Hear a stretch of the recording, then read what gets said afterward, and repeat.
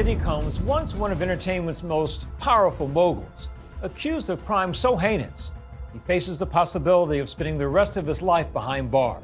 Combs tried to offer him money, to give him money to make this go away, and he said he wouldn't accept the money. At the very start, the first witness brings the jury into that hallway where he said Sean Combs looked at him with a devilish stare and Cassie Ventura had a purple eye. Y'all, Diddy is finally testifying. From A-list celebrities to Hollywood elites, no one is safe. We're talking about decades of parties, illegal contracts, alleged threats, sealed settlements, and people suddenly disappearing from the spotlight. Well, this isn't just Diddy naming names to save himself. It's the pattern behind those names that's got people shook. People who had everything to lose, careers, reputations, fortunes, now being forced into the spotlight because the man at the center of the storm is talking.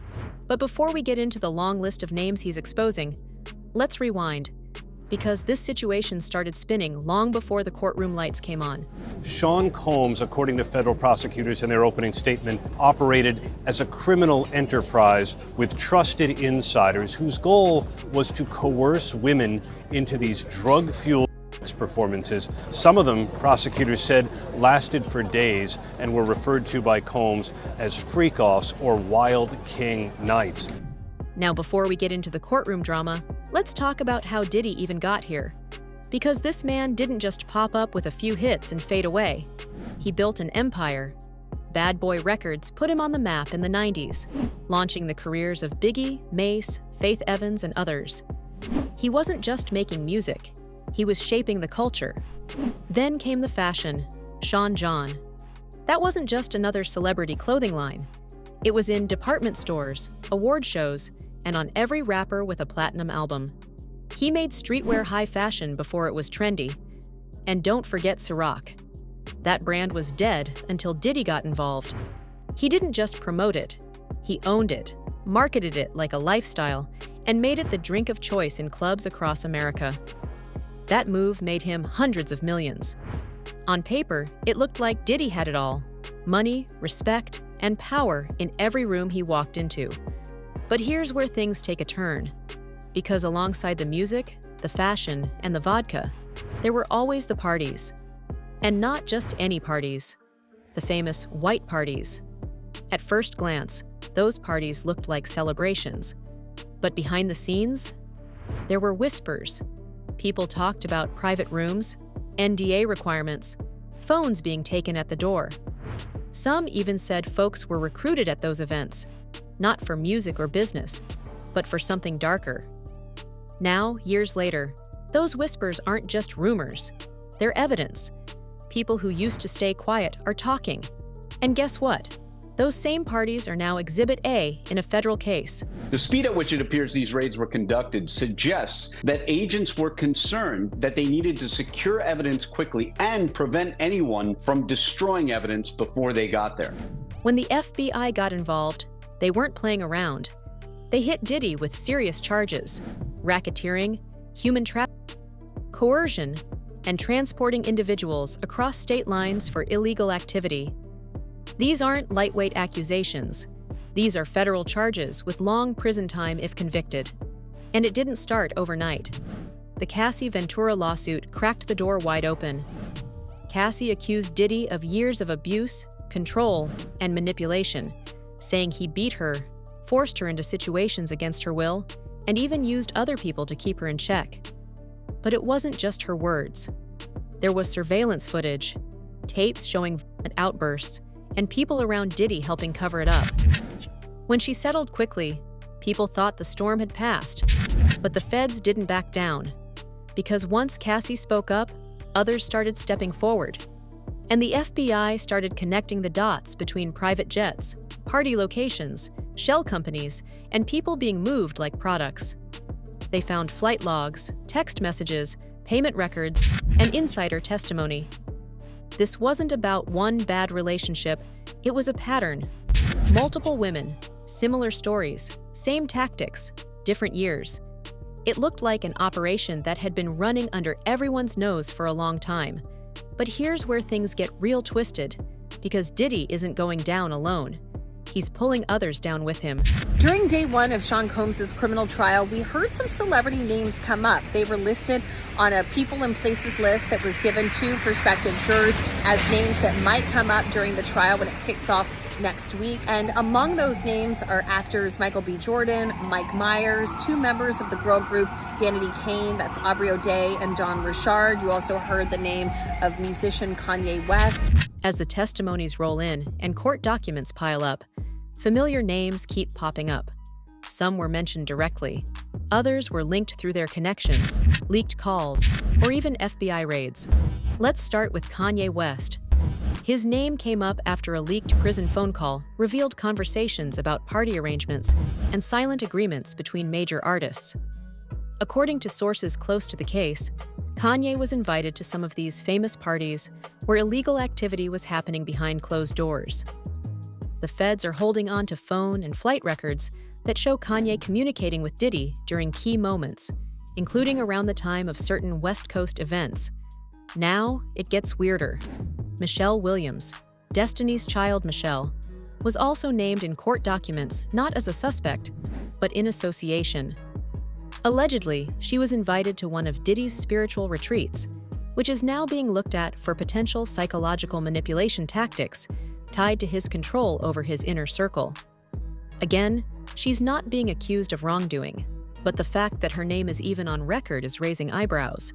Mike Myers and Lauren London were also mentioned, not as defendants, but as people who were present at events now under investigation. What that means is unclear, but the prosecution is looking into attendees at certain house parties where illegal filming allegedly took place. Their names are being scrutinized simply because they were in the room. And when the feds are digging, being in the room is sometimes all it takes. Then there's Diddy's son's connection, Justin and Christian Combs. Their homes were raided by federal agents. According to the ongoing reports, at least one of them is being investigated for an alleged assault connected to a party guest.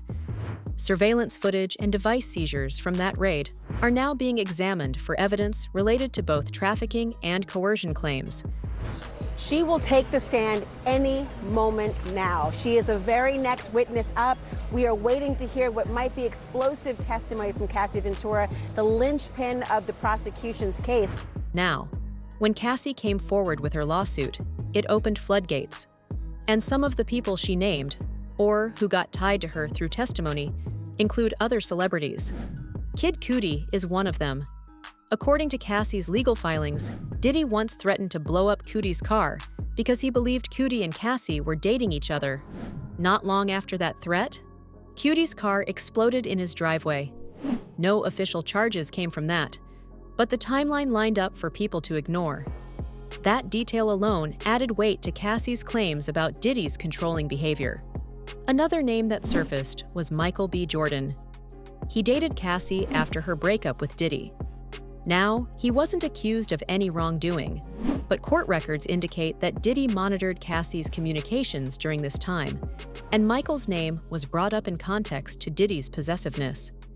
It paints a disturbing picture of the way Diddy allegedly kept tabs on everyone Cassie came in contact with. Then, we have former Danity Kane members, Dawn Richard and Aubrey O'Day. Both women have gone public about the toxic environment they experienced under Diddy's management. Aubrey has specifically accused Diddy of psychological abuse, manipulation, and intimidation, even saying she was pressured into staying silent about what she saw. Dawn echoed similar sentiments, describing a work culture that blurred the lines between professional and personal in unhealthy ways. And now, those statements are part of the court's supporting documents, backing up Cassie's timeline of events. But it doesn't end with names on paper.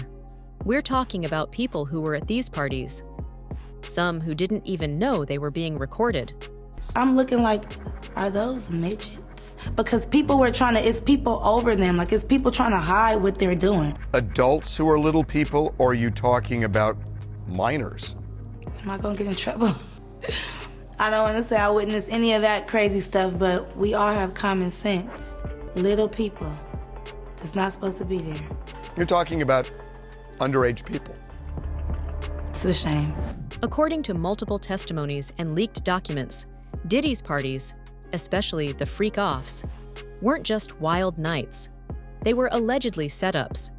Witnesses claim that bedrooms, hallways, even bathroom areas had hidden recording devices installed. Some say it was for leverage, blackmail, control. Because if you have footage of a powerful person doing something they shouldn't, they'll do anything to keep it quiet. Names like Beyoncé, Jamie Foxx, Ashton Kutcher, Chris Rock, Cameron Diaz, and Will Smith have all been whispered in connection to these tapes. Not because they were necessarily involved in something illegal, but because they were filmed without their consent in moments they thought were private. He's looked at as a hero of our community, and myself included, I looked up to him too, you know? So a lot of people don't want to believe that their hero can be this other person. Where we hanging out and what we doing, we can't really disclose, but it's definitely a 15-year-old's dream. Watching Puff at the Beverly Hills Hotel, I'm filming this, and it's a pool party that is ridiculous, man. And I look up and I see Dr. Ruth. I don't know if you know who that is. The sex lady. I see Dr. Ruth, I said, Miss Ruth. Sources claim some of these celebs found out after the fact and spent millions to retrieve or destroy footage. Some sent legal teams, others made quiet payments. The story goes that Diddy or his people used the tapes like insurance. And there's a darker piece to this puzzle, the case of Pimp C. He had come into possession of certain tapes and was planning to go public. He had spoken out about industry secrets and exploitation before. Then suddenly, he was found dead in a hotel room. Now, with these new revelations about footage, manipulation, and silencing, folks are starting to look at Pimp C's death very differently. And just when you think it can't get any more surreal, the stories coming from inside those walls sound like a twisted Hollywood script. I can't pretend I'm massively shocked. It is shocking to see the scale of it. But am I shocked that top hip-hop stars, were having pretty awful parties where they did pretty awful things? I can't pretend I am. At this point, the courtroom drama is one thing, but the real tea is in the stories that never made headlines until now. Let's start with Busta Rhymes. According to multiple insiders, Busta had a reputation in certain circles for being overly aggressive toward men in clubs. People close to the scene say Busta would allegedly follow younger male artists around, try to corner them, and make inappropriate comments when the cameras were off.